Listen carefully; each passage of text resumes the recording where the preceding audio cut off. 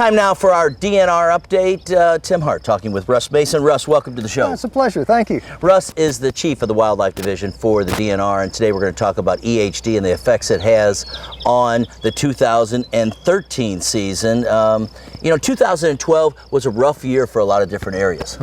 It was. It was a little tough. We had EHD last summer. You recall we had that drought, and that drought actually is very good for the spread of EHD. It concentrates deers and biting flies in the same place, so it was a bad deal. The harvest was down in some places, up along the Maple River corridor, Ionia County, Branch County, Calhoun County, but in a very spotty way. We're responding to that by breaking up Area 486. Now you recall that's the one that basically is all of southern Michigan, which we created a couple of years ago to increase convenience. We're breaking that up so that we can look and try to move things around in terms of our harvest targets in response to things like EHD.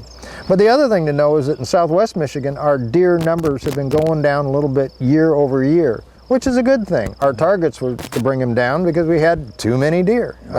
We're using automobile accidents. Folks will say, you pay attention to the insurance. And no, I don't pay attention to the insurances, but I'll tell you what, cars go the same speed 365 days a year. It's a pretty good metric how many deer there are. So we're doing that. We'll see what the commission has to say in terms of antlerless quotas and some of the other things that are moving forward, but we're interested. We don't think it has a long-term impact. We are going to be doing some studies in partnership with Safari Club International, looking at how long it takes for deer to recover in certain areas. I'm anticipating a pretty good season this year, provided that we continue to have the kind of summer that we're having now. So what will this do to the 2013 season? Are you going to go, somebody can only harvest so many, like one buck? Are we going to limit the number of doe? Are you going to limit the number of doe that can be taken on private farms? There may be something along those lines. I think that it might be that we have, 5 antlerless permits. We reduced it last year, you recall, in response to EHD. There won't be a change to the buck limit. In fact, a lot of those changes are kind of transparent anyway, because most Michigan hunters don't want more than 1 or 2 deer. And I can say, well, now you can't have 5. Well, okay, there are only like 3 guys that want 5. So I think we're fine, and I can anticipate that people once again are going to be seeing a pretty good season down here. Now, are you getting a lot of feedback from hunters from last year? I know that not everybody, said, oh gosh, come on out, DNR, I got 30 dead deer on my land. Did you have a lot of feedback, though, from hunters so that you're able to pinpoint these problem areas? Well, actually we did, and there was a lot of help that was given to us. Michigan United Conservation Clubs had groups out there, QDMA had groups out there, voluntary cooperatives had folks looking for us. What's different between us and all the other states that had EHD last year? 2 things. 1, we were looking for it in a very serious way, and 2, we have a strong veterinary, medical, wildlife health capacity in this state. I'm pretty sure that the EHD outbreak in Illinois or Indiana or Missouri or a lot of other states was as or more severe than what we had here. The difference was we knew what was going on because people were helping us, and those states didn't. In fact, they have kind of a bias not to look for some of these things some of the time. Well, in talking about EHD, what are some of the signs and symptoms that hunters should look for, and do you think it's going to carry through to this 2013 season, or do you think we're past it? Well, let's review what we know about EHD. To begin with, we've seen it just about every year for the last decade. It's a function of climate change. Our winters aren't as cold as they used to be, and the biting fly that is the vector for the disease overwinters better now in Michigan than it used to. The reason it was so severe last year is this fly breeds in mud. There was a lot of mud last year because things were drying up, so it was a perfect storm.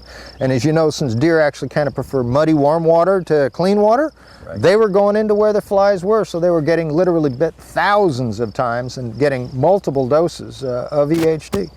This year, if we have more water on the ground, there's a little less mud, frankly, it's going to be a better deal all the way around because there won't be quite as many flies. Last winter started out warm, but it got cold toward the end. That could help as well, but we'll just have to see. Again, it's a drought effect that we were looking at last year. We don't have drought. We won't have the kind of effects that we had last year. Do you know if that affects anything to do with like the birth rates, especially also coming around, not just with EHD, but the cold winter that we had and the sustained winter that we had into this spring season?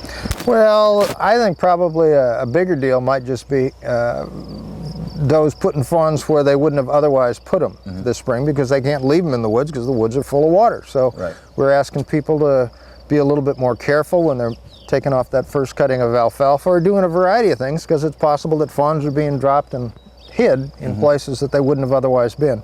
No, you know, that winter, it's an interesting thing because it was mild up till quite late. In the UP on the west side, they clearly are going to have some deer losses as a function of that winter. But even then, you know, it didn't last all that long.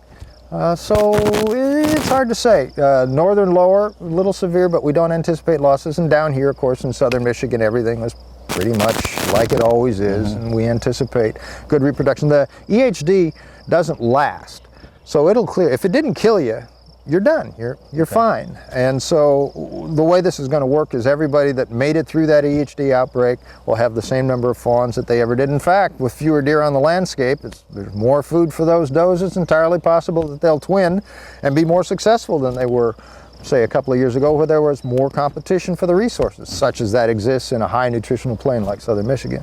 If hunters have questions, can they just go to the DNR website, give somebody a call? How do I get more information? Well, sure, you can go to our website. We've got stuff there. It's hard to find, but we're getting better all the time. But you can call any of our biologists.